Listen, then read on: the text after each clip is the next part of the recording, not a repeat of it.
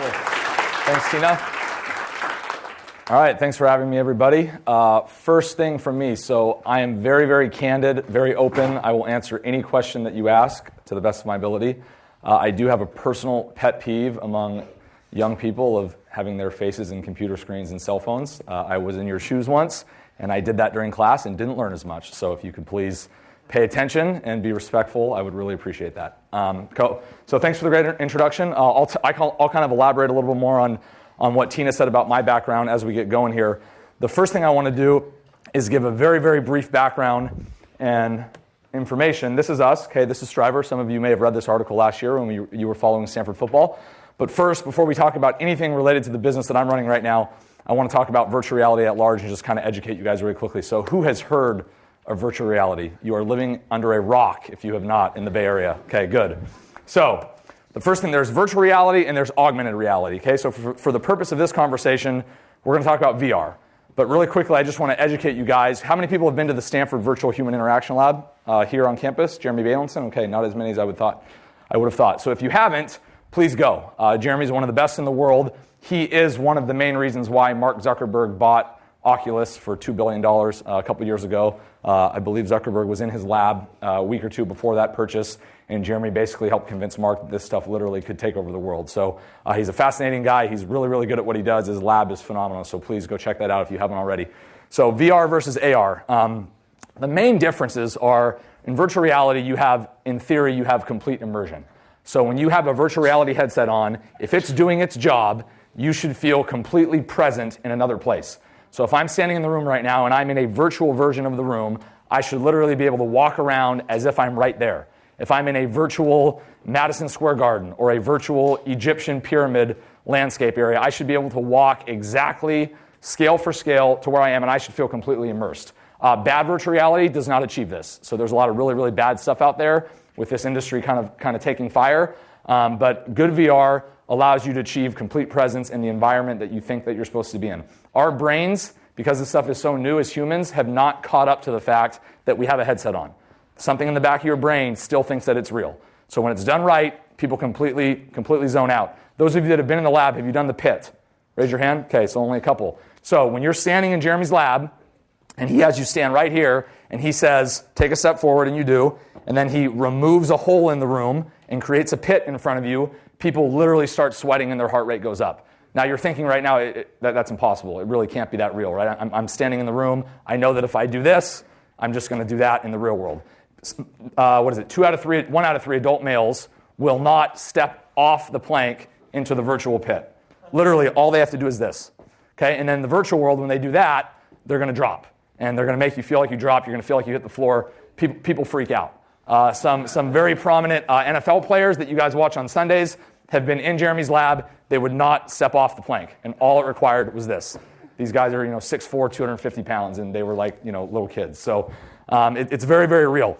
Augmented reality is when we're taking some sort of heads-up display, whether it be glasses, whether it be a helmet, and we're showing some sort of stimuli on the screen. So one of the really, really cool use cases for augmented reality in several years, it's not complete immersion. Maybe I'm walking through a factory floor, and as I'm walking down the hall, I have stimuli popping up saying, that's too hot, don't touch that. This is a button that does this does this. So you're going through some type of safety training, where you're having stimuli introduced while you still feel like you're in the real world. Are we all on the same page? Makes sense?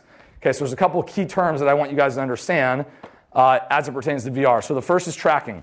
So imagine you're playing Pac-Man, okay? You're holding the remote control. You push the remote control forward. The computer is tracking which way you push the remote control, and that's how it's being told what to do. So in Pac-Man, if I push this way, right, Pac-Man's going to move that way. The second is rendering. So once I move the controller, the computer has to re-render the scene so many thousands of times per millisecond, so there's no lag to really trick your brain like you're there, and it re-renders it for where you're going to go next. So in Pac-Man, I move the thing forward, he eats one little ball, right? Move it left, he eats a ball this way. The computer is rendering that scene really, really fast. So hopefully when you're in a virtual environment, your brain is tricked into thinking you're there. And then the last one is display. If all of these things are not done correctly, okay, and display is obviously displaying the information of the user. If these things are not done correctly, particularly the last two, it won't work. So for display, if I walk closer to Tina and she doesn't look bigger to me in the real world or the virtual world, right? Because that's what happens in the real world. It's just, you're going to tune out. It's not going to work. So when this is not done properly, A, it makes people really nauseous. People have bad experiences and then they're done. They don't want to look at VR ever again. B, from a cognitive standpoint, it just really doesn't work. So we'll talk about why that's important as it relates to Striver here in a few minutes. Okay, last couple things here. One of the really cool things that we have done at Striver is we have solved a real-world problem. Football players never have enough practice time on the field. Athletes in general never have enough practice time. They always could get more. Mental reps at the highest level are very, very important. So can a virtual simulation give you more work, right? So we've taken a real-world problem, and we've used technology to solve that problem, we think. But this is really important. Virtual reality is really not that new. But based on where the hardware is today, based on how good it is, based on how cheap it is relative to where it was years ago, in Jeremy's lab, probably 8 years ago, the helmet that they're using that today costs $500 costs $50,000. So that's how fast we've come from a hardware standpoint and a computing processing standpoint. But historically, these have been the areas where VR has been used. So in medicine, can I be a doctor? Can I get virtual surgery, right? Can I get more reps as far as getting my surgical technique in? Phobias, can I cure your fear of public speaking by putting you in front of a virtual room with a lot of people like you guys are right now staring at me? Maybe my heart rate goes up in the virtual world. That makes me more calm when I'm in the real world. They're doing this stuff in the lab. It does work. And then lastly, the military has been using VR for years. Granted, the graphics haven't been very good, but imagine I'm going through a virtual Iraq. I'm getting the experience of what it's like to clear a room. I'm getting the experience of what it's like to interact with somebody of a different race, culture, gender, and I'm going through those simulations over and over. So when I'm in the real world, hopefully I perform, to the best of my ability based on my training. So this stuff has been happening, okay? One of the things that really frustrates me about the industry right now, given that I'm doing it every day, I'm kind of the anti-VR CEO. I don't think virtual reality headsets are going to take over the world. I think it would be really, really sad if your generation would rather put something on their face and be antisocial in the real world versus, actually talk to somebody. It's bad enough doing this all the time. Now we're going to put headsets and we're going to completely lose our sense of who we are, right? So I don't think that's going to happen. I hope to God it doesn't. I look for real-world use cases to where VR and AR can actually be used and be effective. There are a lot of them. There are also a lot of ideas that are really, really bad. Okay, now, I'm not saying these are bad ideas. But the reason why we have to be a little critical of this industry and at least have some cautious optimism as to where it can go is because when we watch a movie, for example, the director tells us where to look, right? They move the camera, they make a sound. We always know where to look based on what the director is telling us. That's been a filmmaking principle for 100 years. In VR, if it's a 360-degree scene and I'm looking over here, but the director wants me to look over there, he or she just lost, right? So how can you make a movie a really, really good virtual experience as opposed to the traditional 2D model? Not saying that it's not possible. It's just a long way away from people actually figuring it out. Video games. So gaming is going to be the thing that drives VR, at least in the interim, in the short term. One of the things that people are really underestimating, both with movies and video games, is, trust me, that headset is going to get very uncomfortable after about 15 minutes. So gamers, and some of you probably know what I'm talking about in this room, you play your games for hours and hours at a time. The gamers have told the headset manufacturers, we have no interest in wearing the headset for 4 hours. And that's just a fact. Now, some will. Their eyes may be burning. They may get headaches. Who knows? But it's a really, really different way to experience gaming. Now, it's cool. Don't get me wrong. It's really, really cool. I just like to be cautiously optimistic. Another thing to think about with games is, with the exception of like a first-person shooter game, if I'm trying to play a sports game and I need to literally run across the room in VR, because that's what happens in the real world, that's probably not possible in my living room, right? So when you think about maybe playing Madden in virtual reality, what's the one position that really would be the only one that applies? Probably the quarterback, right? Because you're going to stand there, you're going to fake throw it. You're not going to be a linebacker and go tackle your mom in virtual reality. It's just not going to happen. So these are the things that we have to be thinking about going forward. And the news and the media, it just wants to write VR, VR, VR, VR. There's a lot of investment money going into it, probably rightfully so in a lot of areas. But I think we really need to stop and think for a little bit about what makes sense, what doesn't, what's good, what's bad, and what people are actually going to do in the long run. Okay, and then mobile and fan experience, those things make a lot of sense. But again, one of the big pushes right now in the sports world, and we get calls all the time, hey, we really want to stream this live event in VR, this game. Do you guys do that? And we say, no, we don't. Call so-and-so, and we're probably never going to do it because we don't really believe in it. We believe in maybe the micro bursts where I'm watching my big screen TV in the real world. I throw on the headset for 2 minutes to see what it's like courtside, but then I go back to the real world experience, the TV, talking to my friend, talking to my wife, whatever. So this is just something that we have to actually consider going forward as to how will this stuff actually be used, and it'll be really interesting to see how it plays out. So, that said, what is Striver? We are going to just smack you guys in the face with it. Kevin Hogan, it's like he's playing a video game out there, Sam, and in fact, maybe that's because he has been. No doubt, Reese. I want you to picture this with me. This is about 3 minutes long. You're a GA sitting in your tiny office with another guy, and you're doing the usual thing, working on cut-ups, envisioning the long road ahead as an assistant coach. When you come up with an idea, it's a pretty good idea, and pretty soon, your head coach is telling you you're going to have to quit your job and do this full-time because your idea is going to change the game. Welcome to Stanford University, where football meets Silicon Valley, the epicenter of technology. Here, with the use of a head-mounted display, players and coaches are immersed in a new virtual reality, a computer-generated simulation of a 3D environment. When I first put those glasses on and I first saw what it looked like, my mind started racing, which was, okay, this could work. Now could it work? This could be phenomenal. They turn around and we tell them to look behind them and they do this. And they say, holy blank, right? Insert expletive here. As a Stanford grad assistant in 2014, Striver co-founder and CEO Derek Belch introduced the software to coaches and quarterbacks as an alternative to film study and reps on the practice field. If you were at Stanford practice, you would see our 360-degree camera somewhere relatively close to the player whose vantage point we want. And we would capture a certain number of plays. So start looking around, like all the way. Oh my gosh. Okay, so this 360? It's 360. You don't know this right now, but we are looking at what you're looking at on the screen. Oh, cool. So from a coaching standpoint, look right, now look left. We're seeing exactly how your head's moving. So I want you to turn over your right shoulder. Okay, here we go. You are going to hear the play call in the huddle, and I want you to take your drop. I want you to actually play the position. So here you go. Just simulate your footwork and your throw. Find the open guy. Wrong. Okay, so here we go. You ready? Keep your eyes to the left. Blitzer just crushed you. There you go. That's better. This is a great way to train your mind without affecting your body. When it's my turn to come in there, I can go execute because as far as my brain's concerned, I've seen this before. I've practiced this before, and I know what to do. Let's go blitz pickup. Okay. So something like this with the safety wide over here on the right side, we want to kill it in case they bring something to the weak side. Beginning of the week, when we're preparing for a certain opponent, we'll film their most popular blitzes, their top coverages, fronts, things that we need to kind of look for. And then throughout the week, we'll put the headset on and kind of go through all our checks, a few minutes every day. It allows us to make decisions faster, more confidently, and play fast. Maryland had a specific blitz where they would bring the Sam and the safety off the edge. Just by seeing it over and over again, it cut off the time that it takes to process it and get to your run check.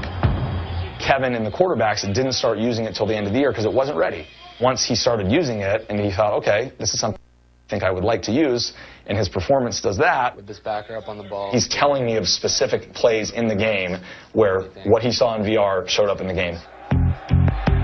Hogan's performance in the last 3 games of the 2014 season saw his completion percentage jump from 64 to 76.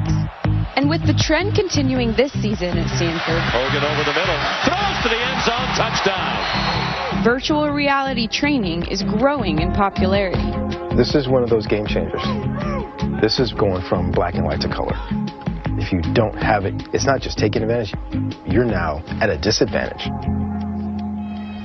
A hand handful of NFL teams are already using this, including the Dallas Cowboys and some of the college programs. David Shaw is good friends with Dabo Swinney. He spent about 15 minutes before our interview raving to me about the difference this has already made for his football team. And Reese, if people are skeptical as to whether or not VR is really the next big thing, Mark Zuckerberg recently purchased Oculus, the company that makes those headsets, from a 22-year-old guy for $2 billion. That's with a B, Reese. B. Wow. B. All right, so she was a little off on her timeline because it happened the year before, but that's okay. So that was probably one of the, we were on 60 Minutes last year, we were on ESPN last year, we were on CBS Sports, we were everywhere in the mainstream media. That was probably one of the coolest things to have that, watched by millions of people on Saturday mornings, and more importantly, millions of college football coaches that are wondering, why don't I have this? So that's kind of us in a nutshell. And the purpose of today is not really to talk about what we're doing as far as the coolness factor. It's more to talk about the business. And we're going to get there. I'm going to give you guys a lot of details, hopefully answer a lot of your questions. But first, I want to show you what it is. So I need a volunteer to come on up. And we'll get this fired up. Somebody who presumably knows something about where to look. Come on down. All right, you, go ahead. Any of you who have always wanted to go on the practice field at Stanford, now's your chance. This may be the only way you get to do it. So put that on. Okay, so we won't do a ton here. We'll just kind of quickly give you an idea of what we're doing. Okay, there's a little blue dot in the middle of the screen. You see that? Move your head up to videos. I have the remote. Go to training on the right. Go to blitz pickup. Offense, sorry. Go back. Offense. Blitz pickup. Number 1. Okay, so what's your name? C1. Mason? All right, so I'm going to turn this down. So Mason right now is experiencing Stanford football in 360. Okay, so the first thing before we play this, so I want to note one thing. Sam Ponder in the story got it wrong. This is not a 3D video game simulation. This is real video. The reason why we went the real video route 2 years ago when nobody else knew what this was, and there were a few kind of goofy video game simulators out there, is because Jeremy in his lab at Stanford has proven through research that the human gait is so important for a virtual simulation. So if I'm a quarterback and I'm trying to make a decision of a receiver running a post, a defensive end going there, a linebacker going there, a safety going there, if that stuff doesn't time up and doesn't look and feel real like it does in the real world, my brain's going to completely tune out. So if we're trying to train a quarterback or a linebacker or a safety how to get mentally better on the field, it's got to look real. So the video game thing for us was not going to happen. It's real video. So here you go, Mason. Here you go. So this is a rep. Okay, sound, the exact call that should be there. You got stuff behind you, so don't go too far. Okay, so you can take a drop and look around, boom. So this is a simulation, right? This is a pre-snap blitz pickup rep. Okay, let me show you this one. This is for Christian McCaffrey for blitz pickup. You guys all know who he is probably. So notice how he looks pretty tall to your right, right? So we always want to simulate from the viewpoint of the player. So if Mason's Christian, get down in an athletic stance, hands on knees, okay? Now look to your right. Now it looks a little more normal, right? So this is a view for Christian, a blitz pickup view for Christian and the running backs to learn what their responsibility is against this particular blitz. Christian's going to see himself fill here, and the point of this is for him to do it. You're careful, you got someone in front of you there. The point of this is for the running back to do exactly what Mason just did, to go in a room, put on some headphones, zone out, and get down in their stance and basically go through the mental and the first couple steps of the physical work of what they would do. Some of you athletes in the room, when you get to this level and beyond, it's not physical anymore, it's mental. Right? So how can we give you guys more mental reps, guys and girls? How can we give the athlete more mental reps to actually have them perform better on the field? Last one, go to 7-on-7 on the left. Go to number 2, then we'll back you up to number 1. Look down over your right shoulder. Look down over your right shoulder. There you go. Now you're in the huddle. Listen to the play call. So this is the clip from ESPN. Let's see if you can find the open receiver. See if you were paying attention.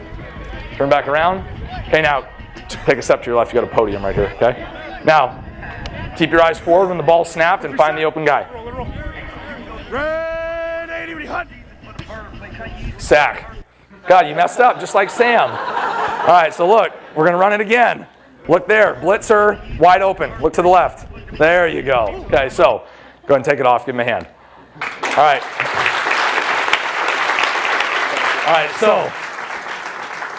So as far as our product is concerned, one of the reasons why we were so successful last year was the scenario that just happened, okay? We could see what he was seeing in the screen, in the headset, in real time.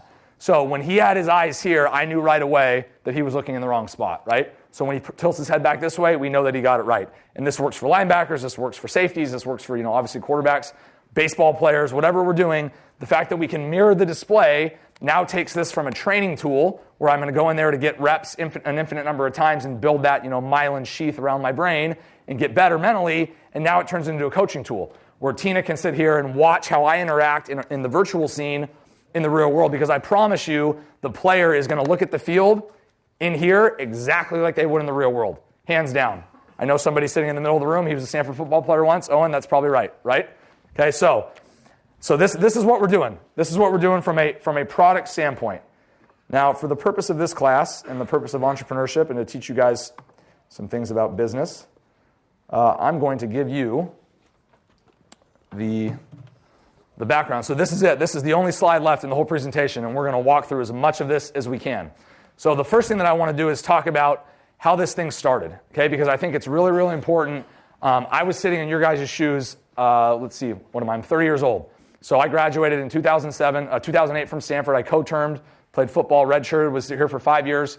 When I came back as a graduate assistant, I got my master's in media studies, and it was with an emphasis in virtual reality. I actually was in this class. So I was sitting at my desk during the football season, needed 1 unit to get me up to the minimum number, and at 10 p.m., I would watch these lectures, and then I would write in like you have to for the 1 unit requirement. I loved it. I never missed a class, by the way. So, but I was virtually there. So that was my experience to how I got back to Stanford. I did do my MBA at USC. One of the things that I always like to communicate to young people like yourself is when I was your age, so how many freshmen in the room? Okay, sophomores, juniors, seniors. Okay, so those hands, it wasn't until I was a senior that I actually started thinking about, the real world. And it probably wasn't even until I was a fifth-year senior. So I was interviewing for consulting jobs, banking jobs, et cetera. I didn't even know what consulting was until I was a fifth-year senior because I hadn't even thought twice about it. So one of the things that I really, really encourage you guys, everybody to do is to, this place is really, really special. And when I was at USC, all I would do is brag about how special Stanford was. And I would always say I didn't take advantage of it enough as an undergrad. So the position that you were in, you have to soak up this place for everything it's worth. People like me coming back and talking to you and being very candid, this happens all the time. So take advantage of it because you're probably sitting next to somebody right now that has a really, really cool idea and you can do something post-graduation that you're passionate about, because being in a job you don't like is absolutely miserable. I think anyone would attest to that. So I came back to Stanford. I came back to be a football coach. I did an MBA. I was kind of thinking, I did business. I liked it. I can see myself doing a lot of things, but if I don't see coaching by the time I'm 30, I'm going to regret it forever. So I came back. I was on the path to be a coach. Just like you saw in that story, my master's thesis was this. And Coach Shaw sat me down in December of 2014, and he said, get out of here. Go start a company. You're about a year ahead of everybody else. You're not the typical coach. You just got your 4th degree. You're smart. Get out of here. So Coach Shaw is our only investor to date.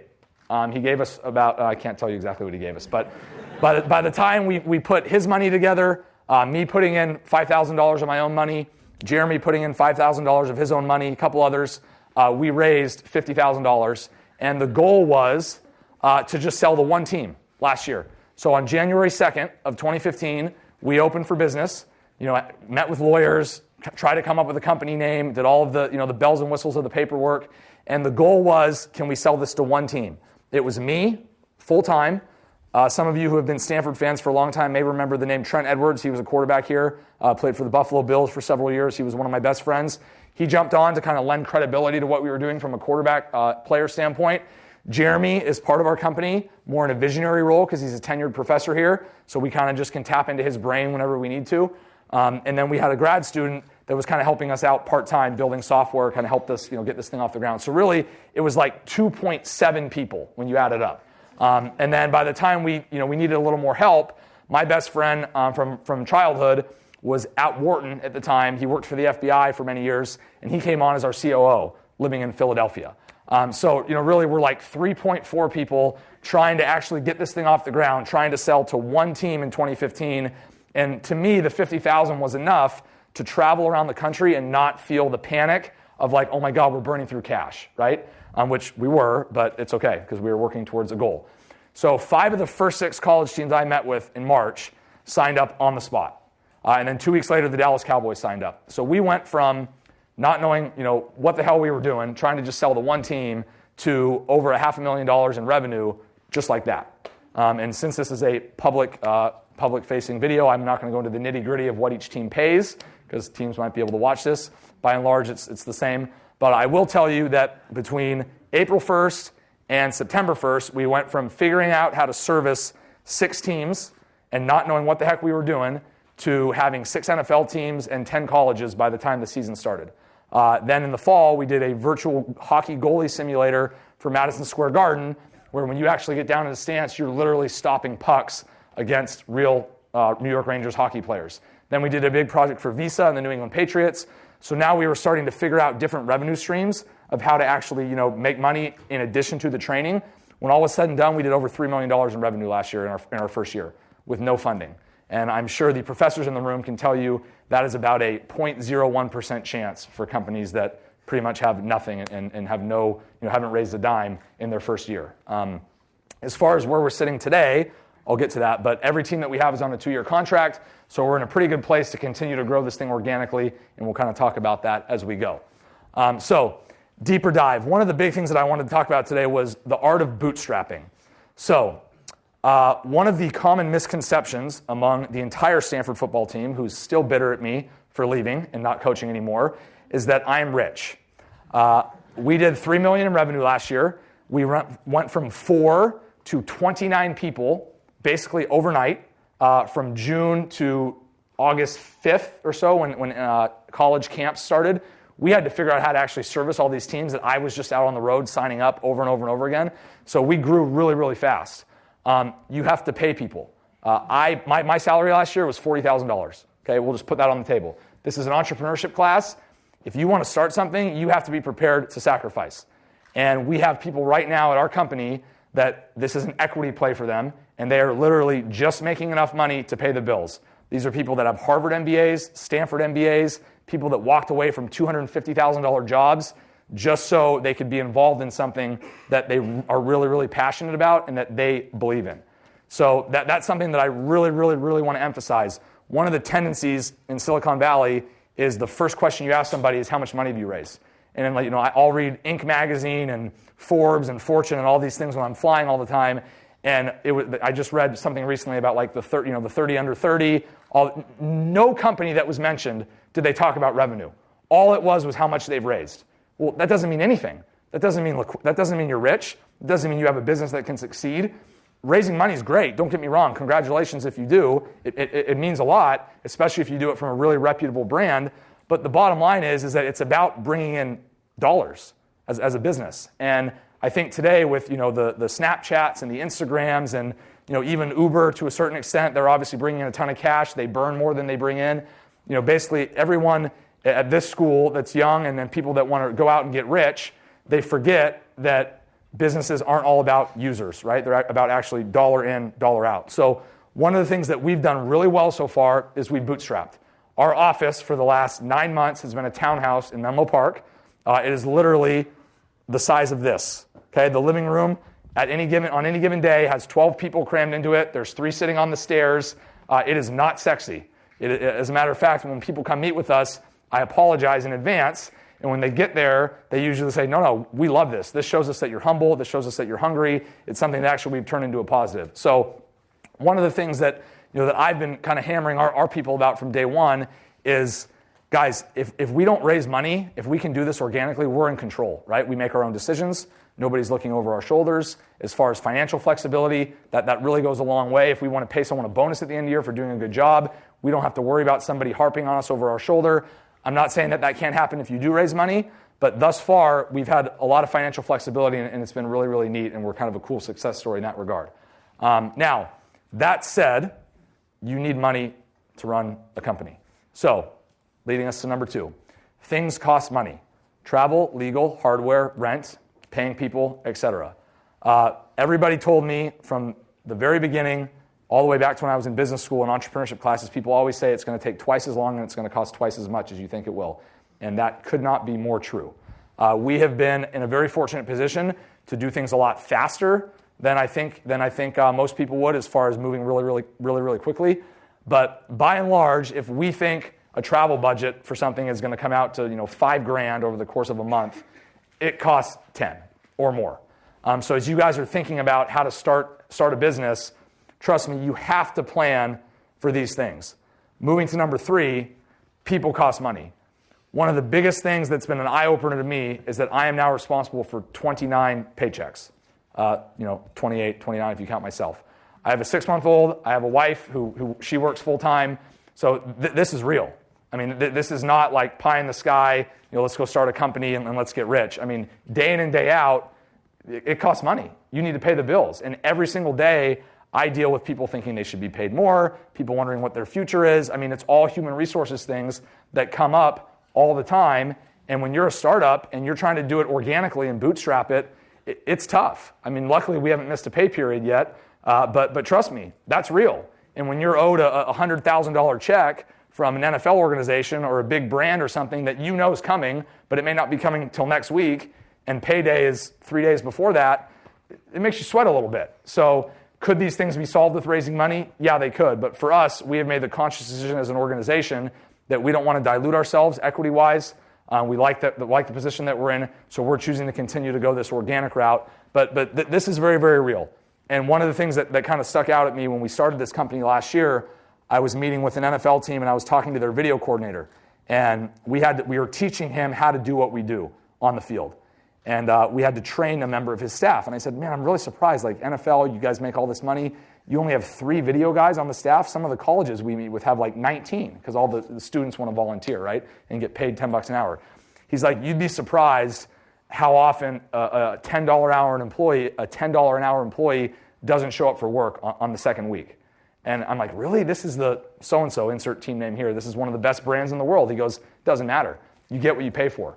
So this is a team where people would literally give their left arm to work for them and put that logo on their chest, and they still have people that don't show up when they only pay them an hourly rate. So right now, for us, like I said, we've got some really, really smart people, some really experienced people.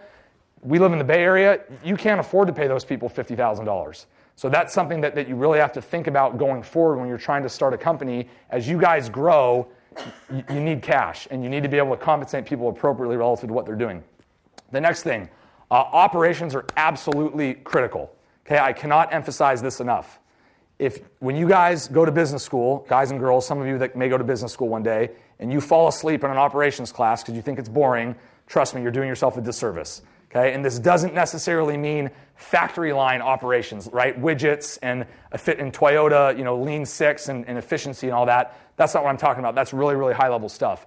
At my level, at Striver's level, it's ordering a computer, prepping it, making sure it doesn't have malware on it when you send it out to the Dallas Cowboys. Just little things that add up. Making sure you send the remote and the remote part that are on this machine right now, because if you forget something, they're going to call you and say, what the heck's going on? And they're going to wonder why they're paying so much money for your service. So all of the little things with operations are absolutely critical.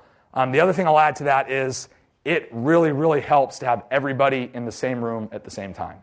It's very, very tempting in today's day and age to think, oh, I can do this remotely. We can have someone in New York, we can have someone in Wisconsin, we can have someone in San Diego, we can Skype, we can put our VR headset on and talk to each other virtually.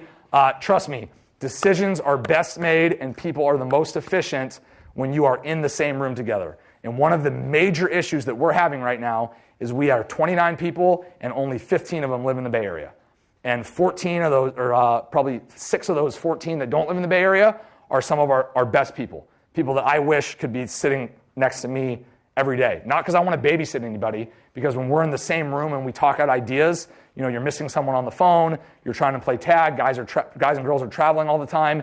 It's really, really tough. So to me, operations is not only figuring out how to efficiently operate your business, but also figuring out how to just efficiently make decisions. And part of that is being together in the same room. That's very, very important. The next point, passion is contagious. So the number one thing people always tell me after I speak, and I've done a lot in the last year, is they come up and say, man, you're really passionate about this, clearly. Thank you. It's great to hear. It's just natural for me. But when you're going to pitch, whether you're trying to raise money, whether you're trying to sell something, whether you're trying to convince someone to come on board the company, I mean, I'm going to be honest. I convinced someone that was making $300,000 to come make 60. That's a big deal. And the passion goes a long way. So if you're not passionate about what you're doing, you're not doing what you should be doing. You're in the long line of work. Move on to the next thing. Because this is very, very real. And if you're a founder, if you're a co-founder, if you're the fourth person in and you're starting to grow the organization from the top down or the bottom up, you have to have passion. Because if you don't show up every day with a smile on your face, I mean, let's be honest, athletes in the room, how many do we have? Okay? Training gets pretty monotonous, doesn't it, at times? Game day, and this is, you guys are speaking my language, that's why I'm calling out the athletes. But, computer scientists, writing code is not always fun. But seeing the end result is really, really cool. That's what business is. So me being gone 6 days or 6 straight weeks last year when my wife was pregnant with a baby on the way a month out, that wasn't fun. But selling 6 teams over that time period was awesome. So if you don't have passion for what you're doing, then you have to move on. Okay, friends and family. So of the 29 people that work for us, I have known half of them since college. One is my brother. One is my best friend from childhood who I've known since I was 5 years old. And one is one of my professors who's more of a visionary, former professor, but he's still involved. So half the people that work for us, I'm very, very close with. That is really, really risky. Everybody always says don't go into business with friends or family because it could blow up in your face. One of the reasons why I made that decision, we had to move fast. So last year, we literally went from 6 to 20 professional and college teams in the period of about 30 days. So we had to staff up really quickly. Additionally, we started getting so much media and so much attention that we had to strike while the iron is hot. So we kept getting calls every day, emails, calls. I mean, the Dallas Cowboys coach, he literally called me out of the blue, found my phone number, said, Derek, I'd love you to come to Valley Ranch and show this thing to me because I've been dreaming about it for 20 years. So to have that much traction and to want to take advantage of it, it had to be more than just me.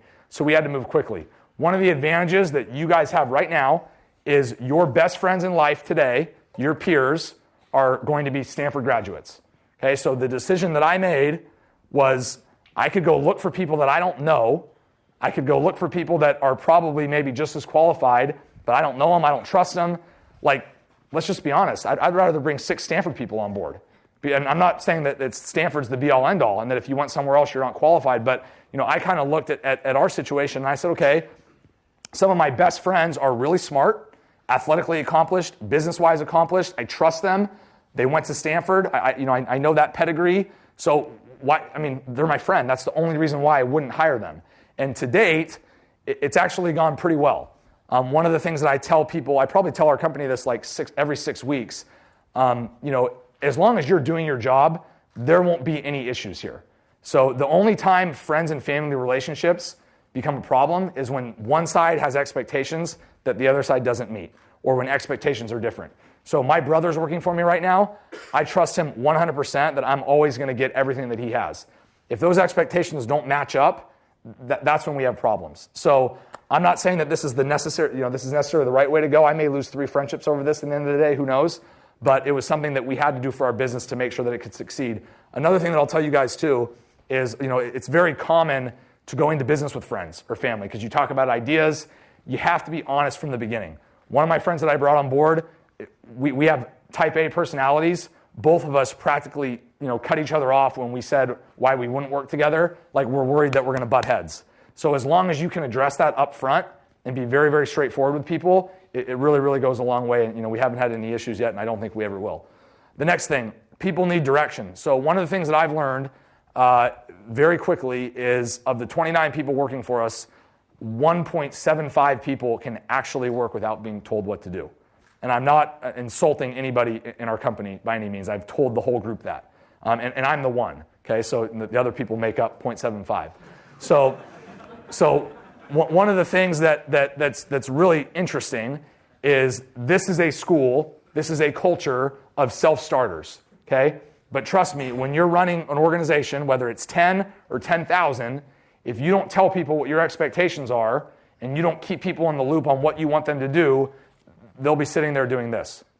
Because a lot of times, even if someone's really, really good, really, really motivated, really, really smart, like they're still going to wonder what you're thinking. They're going to wonder what the vision is for what we're supposed to be doing day in and day out. So giving people direction and clearly communicating often goes a long way. One thing that I've done that I feel has been very effective, because I get an email from 5 people every time I do it, is like once every 6 weeks, I try to write like a State of Striver email to the group. And it's way longer than people want to read. I usually do it on a plane flight. It takes me 2 hours. I don't have much else to do when I'm on the plane in that situation. But I literally go through everything. Football sales, baseball sales, college football sales, interactives, finance, raising money status, HR, operations. I just write paragraphs for each thing to keep everybody in the loop.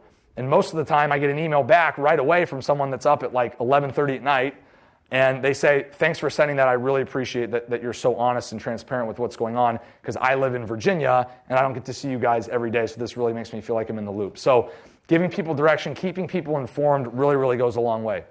The last couple here. So be willing to sprint when in sales mode.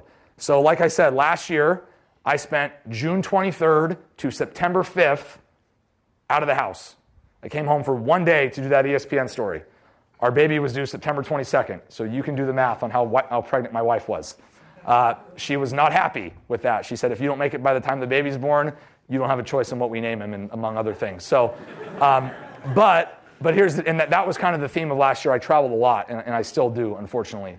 But if you're not willing to sprint, we have a guy working right now for us. He's 48 years old. He's the oldest person in our company by a landslide. I think he's the only person over 35, with the exception of Jeremy.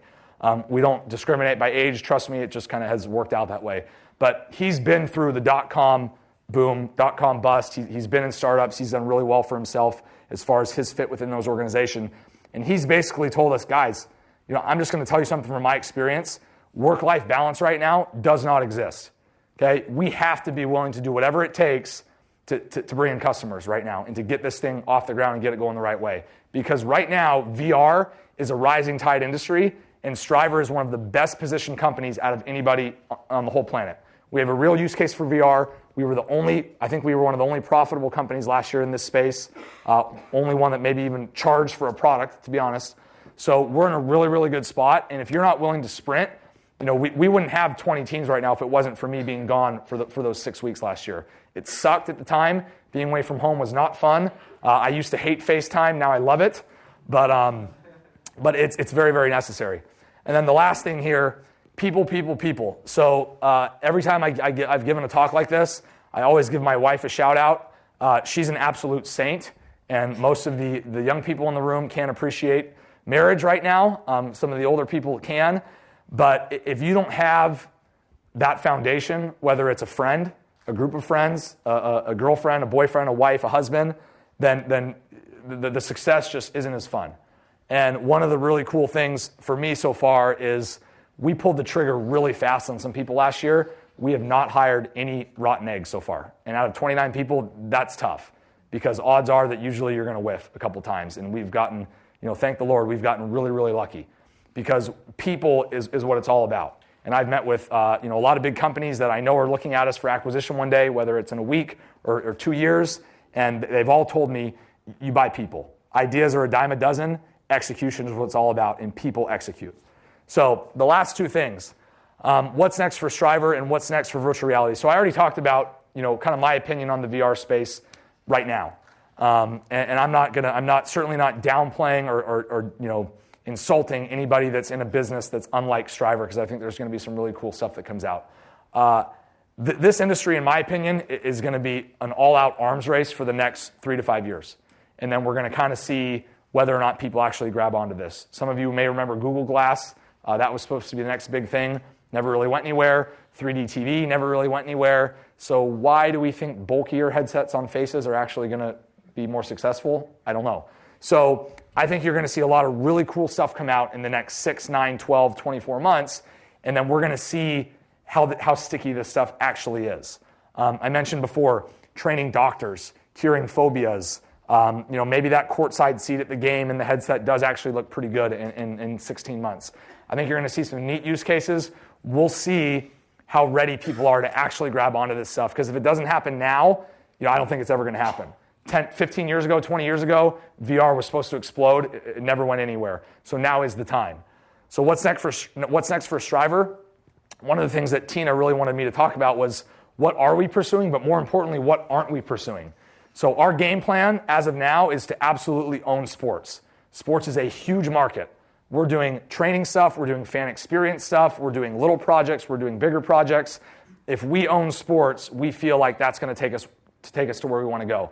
Because one of the really, really cool things that's happened in the last year is we're one of the only VR companies that's actually in the mainstream press. So when somebody reads an article that we're working with the San Francisco 49ers to train their athletes, they say, maybe that would help train our employees using virtual reality. Boom, let's call Striver. So we're getting all of these emails and calls because we're in the news. And quite frankly, nobody else really is as far as the mainstream press. So for us, we're going to own sports, and then we're going to see where that takes us in all of these other spaces. We did a project for ABC and the Oscars a month ago where we did like a behind the scenes in 360, and we turned it around in like 18 hours, and then they showed it to everybody on Facebook and YouTube and people that owned headsets, which there aren't many of them now. But ABC chose us to do that knowing that we had never done anything like that before because they trusted the work that we've done with professional sports organizations. So we're a sports company first. But our tagline is immersive performance training, not immersive athletic training, not even immersive sports training, immersive performance training. Because when we decide to go down the path of training Tina to be a better salesperson when she works for Cisco, for example, that's performance. That's not sports, but it's performance. It's helping her perform better in her job. So we've kind of set ourselves up to go down the path to potentially do a lot of other different things. So that takes us to, we got about, 10 minutes left for questions. That is my email address. If anybody in this room has anything more they'd like to ask, follow up, get lunch. If you want to work for us, we're looking for engineers who will take next to no money to come over. Please email me. And with that, we've got 12 minutes, so I will answer anything that anybody wants. Feel free. Yeah. On any given week, how do you allocate your time? What's your time spent on average? So I would say email is your best friend and your worst enemy. Right now, like today, I spoke at Intel this morning. I'm here. That's like 6 hours where I'm away from my email, and I'll probably have 54 unread emails that I have to go through tonight. And unfortunately, these aren't things that I'm just like CC'd on. This is like, Derek, what about this? Hey, Striver, we'd like you to do this. And you have to respond fast. So I probably spend half my day on email, unfortunately. Writing proposals is something that's really big. I have a master's in journalism. I'm really, really sensitive to bad writing. So all the proposals go through me, which that is not a good, sustainable strategy long term. But when that's something that we're going to do for now until other people show that they can make it perfect every single time. And then right now, I'm our head of sales too. Last year, of the 23 teams that we worked with, I sold to 22 of them. And that is not sustainable long term. But the fact of the matter is I'm the best salesperson at the company. So over the next 3 weeks, I'm going to be in a different city every day, meeting with teams and just trying to get more teams in the door. Yeah. Can you talk a little bit about your approach towards? I feel like American football happens to be a combination of where there's like a lot of static time. Great question. Versus like fluid for something like basketball. Sure. So one of the reasons why VR works for football is because I start in a static spot, I read, I react, and I go, right? So it's perfect for football. Now, there are some positions where they move pre-snap, and it is what it is on those plays. If I'm a quarterback, I'm kind of in one spot 9 out of 10 times, so it's perfect. Another reason why football is so good is because it's really physically demanding. So can I get that virtual rep and not get injured or injure myself more if I'm rehabbing or something? So for football, it's perfect. Baseball, I'm in one spot. I'm trying to recognize a pitch. Right now, the clarity just isn't there. It has a little ways to go, but that's the next best use case, maybe better than football when it's ready to go. Beyond that, soccer, the field's huge. You move around too much. Hockey, my grandpa played in the NHL, but I never really appreciated how fast hockey moved till we got on the ice for the first time and tried to shoot something from a static decision-making standpoint. It never happens. Maybe the goalie. So these basketball, we have an NBA team, but they're kind of in experimental mode while they try to figure it out. So one of the biggest challenges in those sports and even football where it's tailor-made is convincing coaches to change. So like right now, you saw the clip. You guys all saw how we do it at Stanford. I mean, I hate that this is on the national media because it just shows the competition, what we do. But when you put the camera like right there on the field, I mean, you have to convince a coach that's been doing it for 35 years hey, let's change. Let's bring this new apparatus onto the field. Let's change your practice schedule a little bit. That's not easy. I mean, that's a Herculean task. So not only are the movement sports really challenging from a visual standpoint, but from a conceptual standpoint, getting them to buy in is really, really tough. Yeah. You spoke about like soaking in everything at Stanford, especially for the undergrads here. I was wondering Sure. what sorts of things you did when you were here, or maybe at your MBA, that are paying off now that you're running. Right. So I played too many video games here as an undergrad. Played too much golf. Online poker was legal back then. That was fairly stupid. But I played football, so I put a lot of time into that too. Honestly, I kind of figured it out pretty late in the game. So when I did my master's in journalism, I took an entrepreneurship class. It was called, what was it called? Digital journalism? I forget. But anyway, it was the first time I even heard what entrepreneur was. And that kind of turned me on to, there were some MBA students in the class, so I was just starting to pick their brain, have lunch with them, ask questions. Hey, what did you do in your work life? And then when I went back to business school, the biggest thing that I did, honestly, was pay attention in class. I mean, I know that sounds kind of lame, and the teachers are probably happy that I'm saying that, but like doing the reading, there's a reason that you're doing reading. And one of the things that I noticed when I was in the work world was when you can sit around a room of 8 people and you can talk about that random study that you read that applies to why this sales tactic might work, they all look at you like, wow, where'd you come up with that? And I probably got a C on that test when I was supposed to know that, right? But it comes up later and you look like the smartest person in the room. So aside from actually kind of taking school a little more seriously in my graduate life, just being out there. Like right now, you guys are all required to be here because it's your class. I'm sure there's 10 more of these that will happen in the next week where, when I was an undergrad, Bill Gates came and spoke, just, reading about what these people think, going to talks like this and coming up with, taking that one little thing away that you want, it really goes a long way. So, yeah. So Derek, what motivates you? There are lots of pieces of this. There's the technology, there's football, there's money. Sure. What drives you every single day? So, well, first and foremost, we live in an 800 square foot apartment that has no air conditioning, so we need to make enough money to get out of there. That's that's number one. The family first. So when I was in before business school and I was working in consulting and quite miserable, I had no passion for what I was doing. And I always thought I wanted to start my own thing.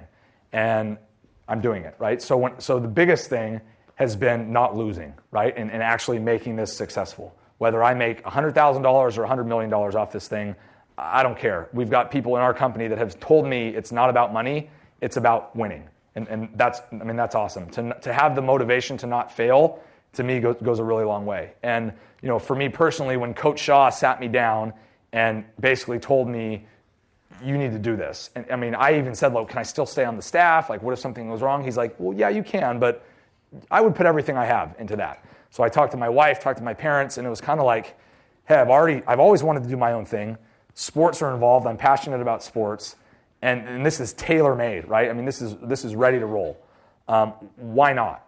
That was kind of the thing that kicked the whole thing off. And then now that we're so deep in it, truthfully, it's the 29 people that work for us, and I don't want to let them down. And if we've talked a lot in our company about should we move so and so here, should we move so and so here? Operationally, this person isn't really getting it done.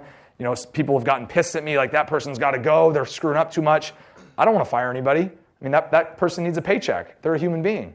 So that's been the biggest motivator so far, is to not fail for myself and everybody that's working for us. Yeah. Could you do tennis? Could we do tennis? We're working on something. Yeah. I was wondering if there's a women's sport that you could do both men and women in tennis with. Sure. Yeah. Problem is a lot of tennis programs and just don't have a lot of money, and this stuff's really expensive right now. So as the cost comes down, then it's something we're looking at. Is there a sport that women do where the women can't? Where? Volleyball. Volleyball's tough. Yeah. Let's talk afterward. Which skills did you learn on the field that have been the most valuable to you in your business? So, good question. Twofold. When I was an undergrad, it took me 3 years of being a backup kicker, which is the loneliest job in all of sports, and the most boring position in the history of sports. It took me 3 years to finally see the field. So that, as far as persistence, what motivates you, kind of seeing that carrot out there. I mean, I waited a long time. And Tina didn't mention this, but when we upset USC, when we were 42-point underdogs in 2007, that kind of the game that kind of kicked off Stanford football, I kicked the game-winning extra point in that game. So that was like a really, really gratifying culmination to my 5 years at Stanford. I also went 0 for 4 in a game five weeks later, and we lost. But we're remembering the positives. So for one, persistence, right? And I think one of the things that I did a really, really good job of when I was not playing was looking at the guy above me, that I was his backup, and looking at everything that he did that I didn't want to do. The way he acted on the field, the way he worked hard or didn't work hard, kind of just learning from observation versus learning from experience. And then when I coached, which isn't playing, but being on the field, coaching, same thing. Truthfully, the biggest thing that frustrated me about coaching was, why are we here until midnight when we literally could be here till 8 p.m.? So just the lack of operational efficiency, and this isn't just coaching, this happens everywhere. But in coaching, like if you're not there till 1 a.m, you're doing something wrong. That's the culture. And to me, that is just so backward. It's about productivity, not activity. So one of the things that I've really tried to instill, despite the fact that I'm working 18-hour days all the time because there's just so much to do, is I'm telling all of our people, like, get it done and do your thing. And we're going to have to grind at times and put work first over a lot of things, but it's all about efficiency. I don't care if you leave at 3:30 in the afternoon, as long as you have done what you needed to get done. What role is your wife playing in your company and in your personal life at this point?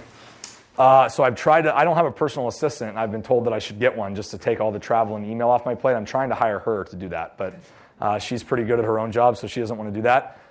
Truthfully, just support. She's not involved in our company at all. As a matter of fact, we've had a couple wives at our company that have wanted to start like a Striver wives group, and she just does not get into that stuff. She doesn't want, I'm the CEO's wife. She doesn't want to do that. So mainly it's just support. It's her not, she has never once said to me, like, do you really have to go on that trip? Because she just gets it. She knows that this is part of the deal right now. Working now herself? She works full time, yeah. What does she do? She works at a tech startup called Medallia in Palo Alto. She's the executive assistant to the CTO. One more. Yep. One more. Yeah, you. Do you know any product, like VR product related to social aspect, like maybe phobia or social interaction? Could be education. Yeah, so that's an area that people really think where VR could work. So in education, right? I'm sitting in London, and now I can be in a classroom in Palo Alto, right? There could be a camera right here, and there could be 10 million people looking through that headset as if they're right here. One of the other things we're doing is we're trying to teach about geography to a bunch of sixth graders. They're kind of tuning out. They don't care. Here, throw on this headset and be right at the base of an Egyptian pyramid. That's something that could take off. I am not very big on social VR, like where I have a headset on, Tina has a headset on, I'm looking at an avatar of her. Like, I just like the real world, so that's just not my thing. But someone's going to make a lot of money off that because with your guys' generation, you're gonna grab onto that stuff for sure. So, what was that? There's a few out there. Yeah, I don't know the names, but there's a few out there. I'm sure you'll agree this was totally inspiring. Please join me in thanking Derek.